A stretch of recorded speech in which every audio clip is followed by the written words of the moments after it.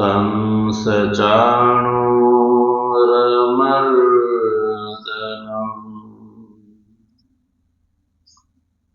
देवकी परमानन्दम्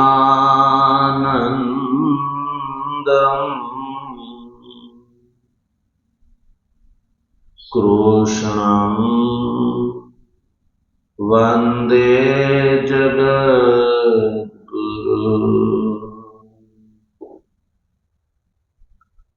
मूकं करोति वाचालं पंगुं लंघयते गिरे यत्कृपातमहं वन्दे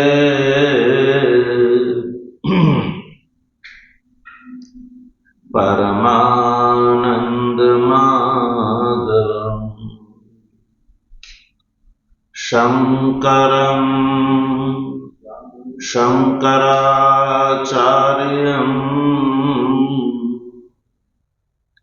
केशवं बादरायणम्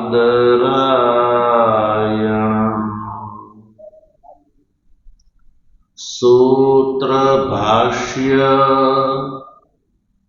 कृतौ वन्दे भगवन्तौ पुनः पुनः ईश्वरो गुरुरात्मेति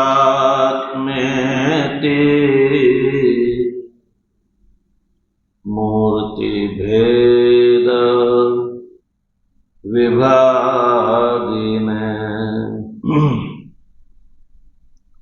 व्योमवद् व्याप्तदेहाय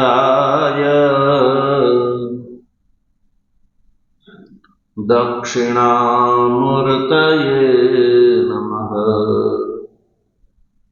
ओम शांति शांति शांति।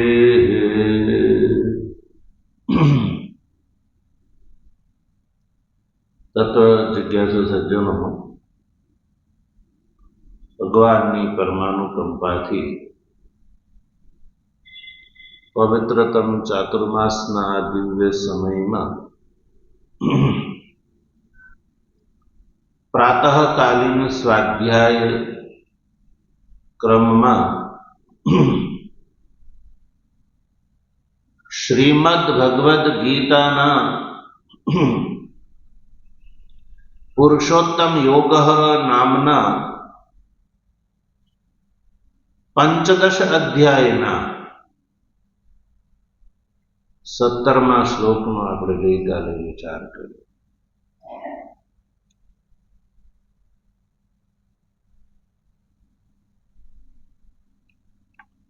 તો સજ્જનો 16મા શ્લોકમાં અને 17મા શ્લોકમાં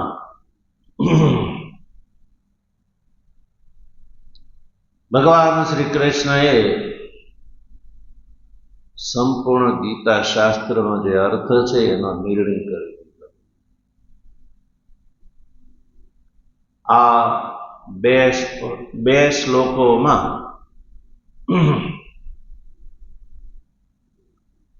ભગવાન શ્રી કૃષ્ણએ આ સંપૂર્ણ જગત અને પરમાત્મા, એવું કહો કે કાર્ય કારણાત્મક આ જગત અને પરમાત્મા, આ ત્રણેયને 3 પુરુષના રૂપમાં એનું ચિત્રણ કર્યું. ક્ષર પુરુષ, અક્ષર પુરુષ અને ઉત્તમ પુરુષ.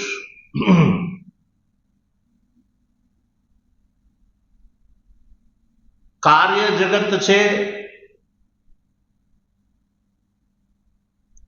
એ ક્ષર પુરુષ છે કારણ એટલે કે જે માયા જે છે એ અક્ષર પુરુષ છે, અને ઉત્તમ પુરુષ જે છે એ આ કાર્ય કારણાત્મક ક્ષર અને અક્ષર પુરુષથી બિલકુલ ઉત્કૃષ્ટ અને વિલક્ષણ છે, જેને શાસ્ત્રોમાં પરમાત્મા કહેવામાં આવે છે. શું કહેવાય છે? પરમાત્મા.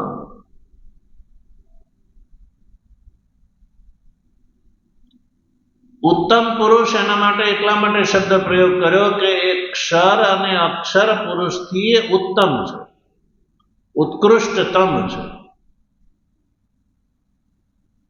અને કહ્યો કે એ અન્ય છે. ક્ષર અને અક્ષર પુરુષથી અન્ય એટલે અત્યંત વિલક્ષણ છે. ક્ષર અક્ષર પુરુષથી ઉત્તમ પુરુષ પરમાત્મા એ અત્યંત વિરુદ્ધ સ્વભાવવાળા છે, ક્ષર અને અક્ષર પુરુષથી. અને એના માટે પરમાત્મા ઇતિ ઉદાહરિત, પરમાત્મા એવા શબ્દનો પ્રયોગ જેના માટે થાય છે. પરમાત્મા એમાં બે શબ્દ જોડાયેલા છે, એક પરમ અને એક આત્મા.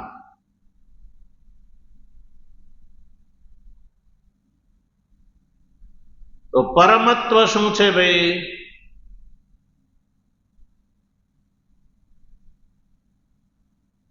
દેહાદિ અવિદ્યાકૃત આત્મા કરતા આ આત્મા પરમ છે, એટલે કે શ્રેષ્ઠ છે. શેની કરતા? દેહાદિ અવિદ્યાકૃત આત્મા કરતા આ આત્મા શ્રેષ્ઠ છે.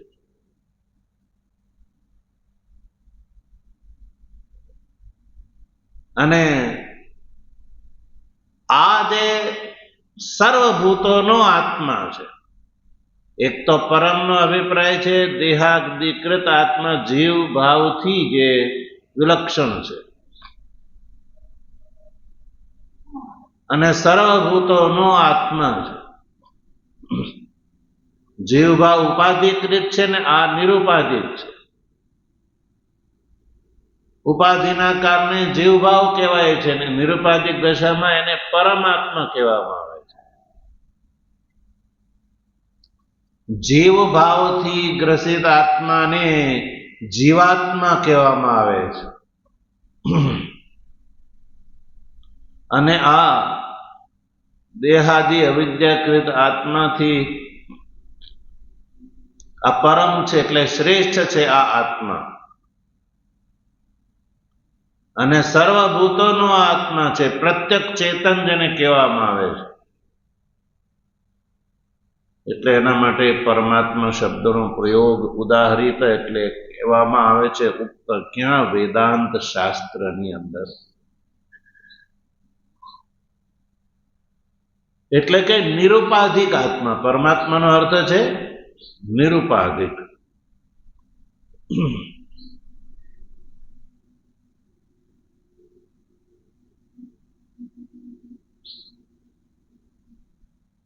હવે આ જ પરમાત્મા જે છે એના માટે એક બીજી વાત કરે છે કે આ જળ વર્ગ જે સંસાર છે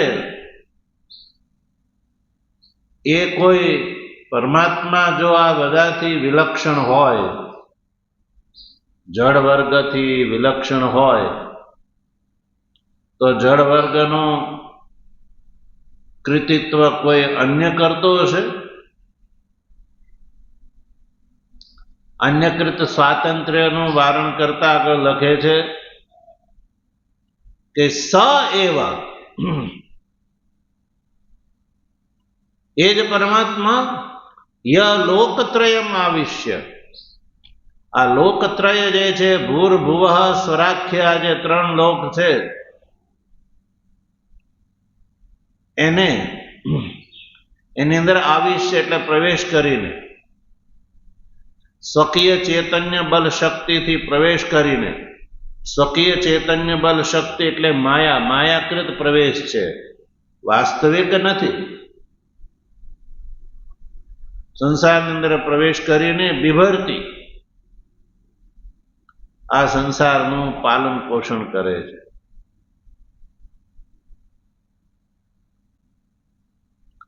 અને સંસારનું પાલન પોષણ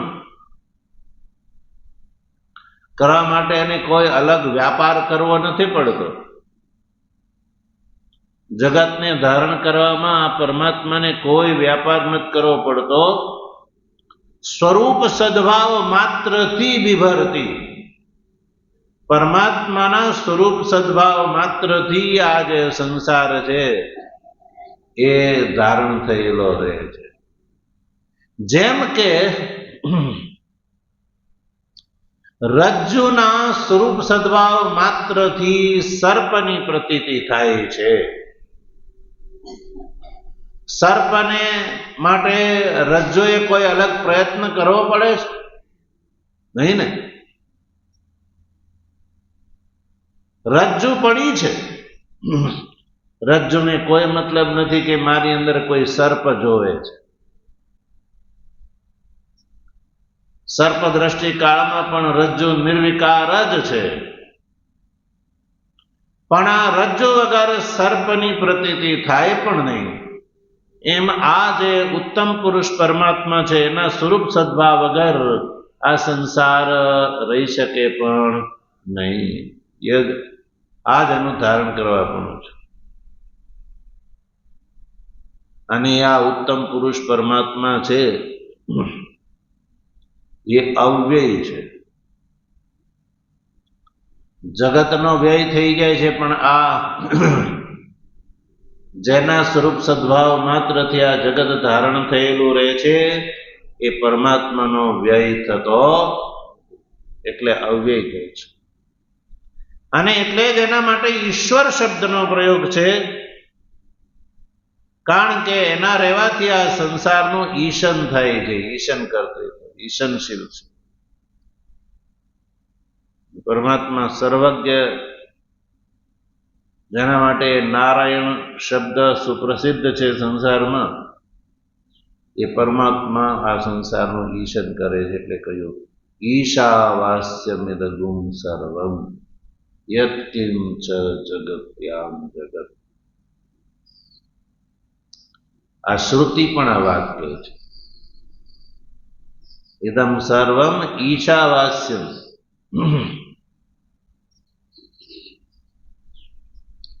તો આ રીતે સજ્જનો સંપૂર્ણ સંસાર જે છે, જળ વર્ગ અને ચેતન વર્ગ, ભગવાન શ્રી કૃષ્ણના 3 વિભાગ કર્યા: ક્ષર પુરુષ, અક્ષર પુરુષ અને ઉત્તમ પુરુષ. કાર્ય વર્ગ જે છે એ ક્ષર પુરુષ છે. આ કાર્ય વર્ગનું કારણ માયા જે છે એ અક્ષર પુરુષ છે.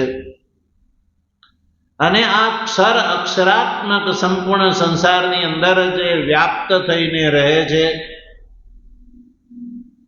એ ઉત્તમ પુરુષ છે.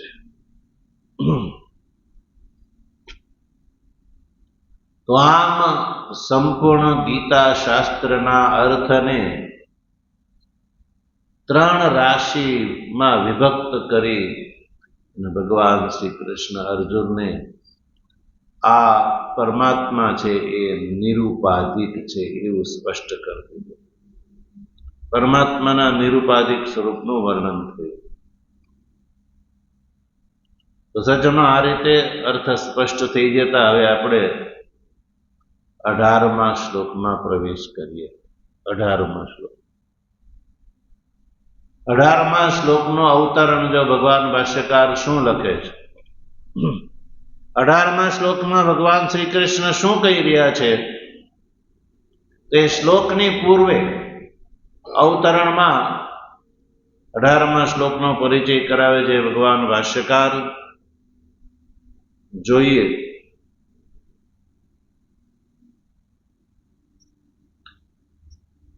સત્તરમા શ્લોકમાં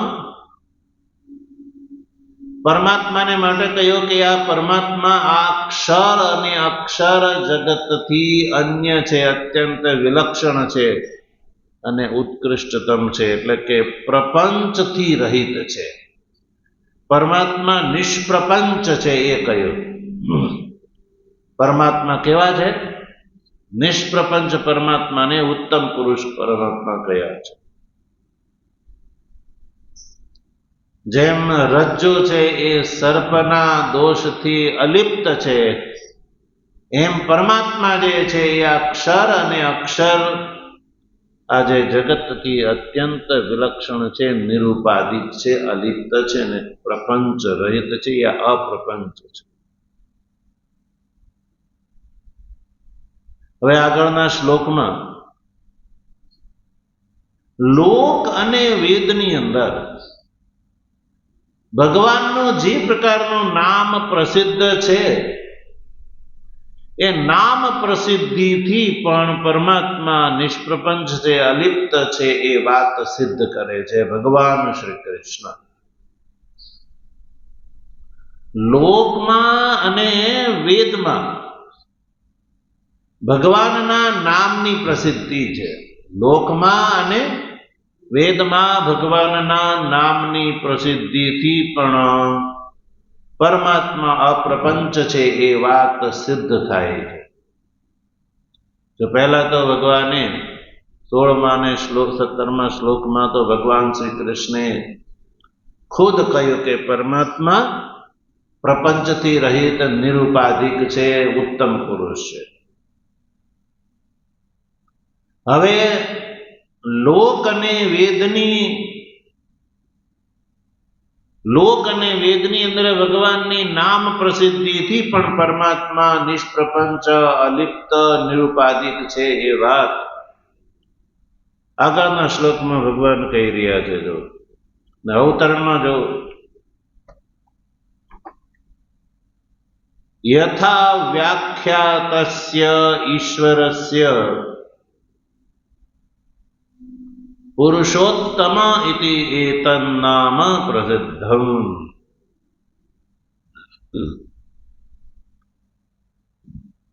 તસ્ય નામ નિર્વચન પ્રસિદ્ધાર્થવત્વમ નામ્નઃ દર્શયન નિરતિશયો અહમ ઈશ્વર ઇતિ આત્માનં દર્શયતિ ભગવાન. 18મા શ્લોકનો પરિચય કરાવતા ભાષ્યકાર લખે છે યથા વ્યાખ્યાતસ્ય ઈશ્વરસ્ય પુરુષોત્તમ ઇતિ એતન્નામ પ્રસિદ્ધમ. ઈશ્વરનું એક નામ પ્રસિદ્ધ છે પુરુષોત્તમ. ભગવાનને શું કહેવામાં આવે છે? પુરુષોત્તમ કહેવામાં આવે છે કે નહીં? પુરુષોત્તમ એ કોનું નામ છે? ભગવાનનું. લોકમાં ભગવાનના નામની પ્રસિદ્ધિ છે કે નહીં? લોકમાં ભગવાનને પુરુષોત્તમના રૂપમાં જાણવામાં આવે છે કે નહીં? તો વેદની અંદર પણ ભગવાનને પુરુષોત્તમ એવા નામથી જાણવામાં આવે છે. લોકમાં પણ ભગવાનને પુરુષોત્તમ કહેવામાં આવે છે. તો એ કયા પરમાત્માનું નામ પુરુષોત્તમ છે? તો यहाँ જે પરમાત્માની વ્યાખ્યા કરી યથા વ્યાખ્યાત ઈશ્વરસ્ય, જે 17મા શ્લોકમાં કહ્યું ને ઉત્તમ પુરુષ, એના માટે કહ્યું કે જે ક્ષર અને અક્ષર જે આ કાર્યકારણ જગત છે એનાથી જે ઉત્તમ છે, વિલક્ષણ છે, જેને માટે પરમાત્મા શબ્દનો પ્રયોગ પણ વેદાંતમાં જોવા મળે છે, જે આ સંપૂર્ણ જગતને ધારણ કરી રાખે છે, જે અવ્યય છે, એ જ ઈશ્વરને પુરુષોત્તમ કહેવામાં આવે છે. જેની વ્યાખ્યા થઈ કે એ જ ઈશ્વરને પુરુષોત્તમ એટલે એનું નામ પ્રસિદ્ધ, પુરુષોત્તમ એવા નામથી પ્રસિદ્ધ છે.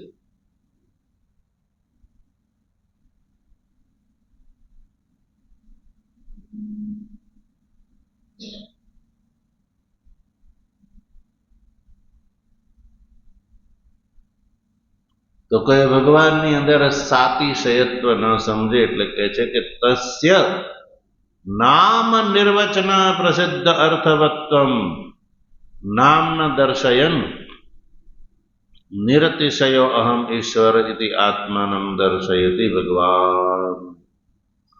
ભગવાન શ્રી કૃષ્ણ 18મા શ્લોકમાં અર્જુનને કહે છે કે હે અર્જુન, નામ નિર્વચન પ્રસિદ્ધ અર્થવત્વમ, નામ નિર્વચનથી, પુરુષોત્તમ એવા નામ નિર્વચનથી પ્રસિદ્ધ અર્થવત્તમ, જે પ્રસિદ્ધ અર્થવત્વ છે એવું જે નામ દર્શે, નામ દેખાડીને, પુરુષોત્તમ એવું નામ દેખાડીને ભગવાન શ્રી કૃષ્ણ પોતાને નિર્તિશય અહમ ઈશ્વર, હું નિર્તિશય એવું દેખાડે છે. હું પોતે નિરતિશય છું, પુરુષોત્તમ રૂપથી હું નિરતિશય છું, સાતિશય નથી.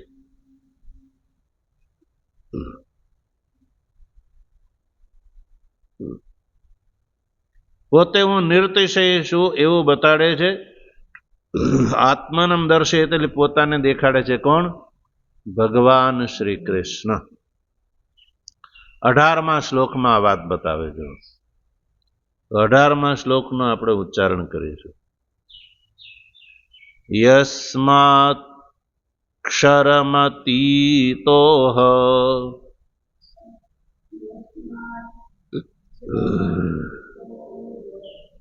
મક્ષરાદપિ ચોત્તમઃ અતોસ્મિ લોકે વેદે ચ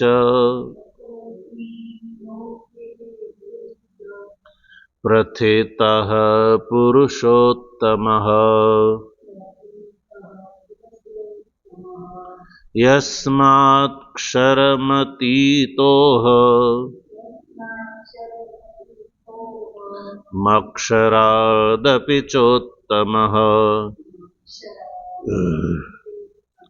અતોસ્મિ લોકે વેદે ચ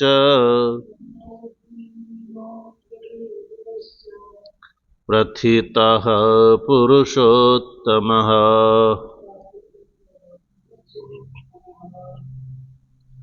જો ભગવાન શ્રી કૃષ્ણ આ શ્લોકમાં પોતાનું નિર્તિશય સ્વરૂપ બતાવે છે. કારણ કે જ્યારે એમ કહ્યું કે લોકત્રયની અંદર ચૈતન્ય બલ શક્તિથી પ્રવેશ કરીને હું આ જગતને ધારણ કરું છું, અને જેને માટે ઉત્તમ પુરુષ શબ્દનો પ્રયોગ કર્યો, તો કોઈ પરમાત્માને, ઉત્તમ પુરુષ પરમાત્માને કોઈ સાતિશય ન સમજી લે. સાતિશય, સાતિશય એટલે શું હશે? અતિશય સહિત જે હોય એને સાતિશય કહેવામાં આવે.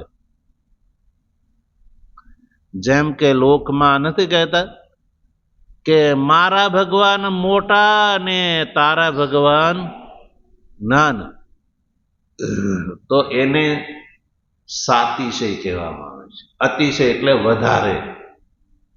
તારા કરતા મારી પાસે વધારે છે, તો એ વધારે જે અર્થ છે એને સાતિશય કહેવામાં આવે છે. પણ તારામાં, મારામાં ને બધામાં પરમાત્મા એક સરખા છે, એને કહેવામાં આવે નિરતિશય. શાસ્ત્રના અર્થને જે નથી જાણતા યા નથી જાણવો, અને લોકોમાં પોતાની પ્રસિદ્ધિ માટે થઈને યા શાસ્ત્રના તાત્પર્યનો જે ઇનકાર કરે છે, માત્ર મોહથી, દુરાગ્રહથી, એવા સંગઠનના જે મુખિયાઓ છે, સંગઠનકારો છે, એ લોકમાં પોતાનું સંગઠન કંઈક વિશેષતા ધરાવે છે, સનાતન ધર્મની અનાદિ કાળથી ચાલી આવેલી આ પરંપરા સિદ્ધાંત એ કરતા અમારો સિદ્ધાંત કંઈક વિશેષ છે એવું જૂઠાણું ચલાવવા માટે થઈને એ પોતે એમ કે અમારા ભગવાન સર્વોપરી છે. શું કહે છે? અમારા ભગવાન સર્વોપરી. તો હવે એને એ સર્વોપરી શબ્દનો અર્થ ખબર જ નથી. સર્વોપરી કહેવાથી પરમાત્મામાં સાતિશય આવી જાય અને સાતિશય જે છે એ ઉપાધિ સ્વરૂપ બતાવે છે, પરમાત્માનું નિરુપાધિક સ્વરૂપ બતાવી શકતો. પણ એને મૌલિક અર્થની સાથે કોઈ લેવા દેવા છે જ નહીં. એટલે સાતિશયનો અર્થ છે કે બે સાતિશય એટલે બે ની વચ્ચે એક સારો અને એક મોટો અને એક નાનો. તો સાતિશય પણ બે માં હોય છે, એકમાં હોતું નથી. જેમ કે દેવદત્ત નામનો વ્યક્તિ પોતાના પુત્રને આંગળી પકડીને બજારમાં જઈ રહ્યો છે. તેનો જૂનો મિત્ર કોઈ ઘણા વર્ષે મળી જાય, દેવદત્તની સાથે હળે મળે બોલે છે, રામ રામ કરે છે. સાથે બાળકને જોઈને પૂછે છે કે આ તારો પુત્ર છે? તો દેવદત્ત કહે છે કે હા, મારો પુત્ર છે. ફરી પેલો બીજો સવાલ કરે છે કે આ નાનો છે કે મોટો છે? તો દેવદત્ત એવું કહે છે, એક જ છે. એટલે એવું કહે છે કે ભાઈ આ એક જ છે, આ નાનો ગણતો નાનો ને મોટો ગણતો. કારણ કે એકમાં કઈ આ નાનો છે કે મોટો એ શબ્દ પ્રયોગ થાય ખરો? એક જ પુત્ર હોય તો એના માટે આ નાનો પુત્ર છે યા મોટો પુત્ર એ શબ્દ પ્રયોગ ઘટે? તમે કહેશો કે મને એક જ છે એમ કહેશો. પણ આ નાનો છે આ મોટો છે એ શબ્દ પ્રયોગ ક્યારે ઘટે? બે માં ઘટે. તો જે પરમાત્માને બે માને છે એ તો અજ્ઞાની થયા. શાસ્ત્રના અર્થને નહીં જાણવાના કારણે જ એમ કહે છે કે પરમાત્મા બે છે અને બેમાં અમારા પરમાત્મા મોટા અને તારા પરમાત્મા નાના. અમારા પરમાત્મા સર્વોપરી એવો એ શબ્દ પ્રયોગ કરશે. અને આવો શબ્દ પ્રયોગ કરી અને એ સંગઠનની અંદર જે ભક્તો એના પ્રપંચમાં એની પ્રપંચ જાળમાં આવેલા હોય એ લોકોને ગૌરવ કરાવડાવે. એ આશ્રિત લોકોને ગૌરવ કરાવડાવે કે જો કે આપણા ભગવાન તો બધા કરતા મોટા છે. તો બોલો એનો જે આશ્રિત વર્ગ હોય, જેને પ્રપંચથી માયા જાળથી જેને આશ્રિત કર્યો હોય અને એના આંખ ને કાન ફોડી નાખેલા હોય છે, અને એટલે એને ગૌરવ કરે કે અરે આપણા ભગવાન તો બધા કરતા મોટા છે. તો પેલા લોકો સમજીને 1 ફૂટ ઊંચા લે કે અરે આપણા ભગવાન તો બધા કરતા ઊંચા છે, એના બીજાના ભગવાન નાના છે. એટલે આશ્રિત ભક્તોના અંતકરણને પણ આવા લોકો દૂષિત કરે છે અને ભગવાનના સાચા વૈદિક સ્વરૂપથી આવા લોકો છે એ પોતાના આશ્રિત જનોને દૂર રાખે છે. કારણ કે શાસ્ત્રનો વિચાર જ નથી. એટલે વિચારના ભાવમાં સંસારની અંદર પરમાત્માના વિશે અનેક પ્રકારની ભ્રાંતિઓ અને ભેદ ચાલતા રહે છે. એટલે જ્યારે ભગવાન એમ કહે છે કે હું નિર્તિશય છું, આત્મરૂપથી હું નિર્તિશય છું એવું ભગવાન દેખાડે છે.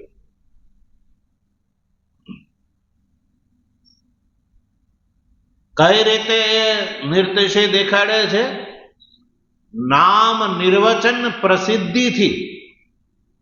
લોકમાં અને વેદમાં ભગવાનના નામ નિર્વચનની પ્રસિદ્ધિથી ભગવાન પોતાને હું નિર્તિશય છું એવું બતાવે છે. અને જે 17મા શ્લોકમાં જેની વ્યાખ્યા કરી, ક્ષર પુરુષ, અક્ષર પુરુષથી ઉત્તમ પુરુષ, એ જ પરમાત્માના નામ પ્રસિદ્ધિથી, નામ નિર્વચન પ્રસિદ્ધિથી પોતે હું નિર્તિશય છે એવું સિદ્ધ કરે છે. તો શ્લોકનો વિશેષ અર્થ છે એ ભગવાનની કૃપા હશે તો આપણે એનો આગલા પ્રવચનમાં વિચાર કરીશું. ઓમ વસુદેવ સુતં દેવં કંસચાણૂરમર્દનમ દેવકી પરમાનંદમ કૃષ્ણં વંદે જગદ્ગુરુ મૂકં કરોતિ વાચાલં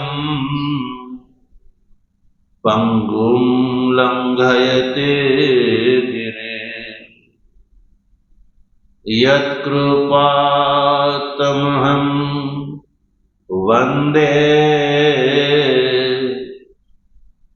પરમાનંદ માધવં શંકરં શંકરાચાર્યં કેશવં બાદરાયણં સૂત્રભાષ્ય કૃતૌ વંદે